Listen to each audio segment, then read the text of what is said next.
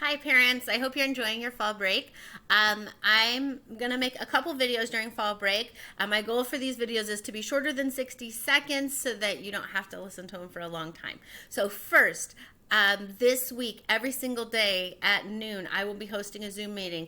This Zoom meeting is not educational. This Zoom meeting is not mandatory. The Zoom meeting is simply because we're in a pandemic and the kids were bored. We were talking last week and they didn't have anything to do, and so we agreed that I would create a space for them just to hang out for an hour every single day.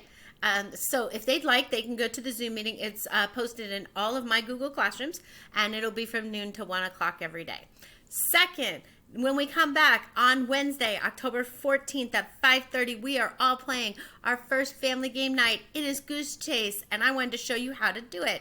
So here are the directions. You might need to pause. You can download it. The game code is here, and I'm trying to make it less than 1 minute, and I've already gone over.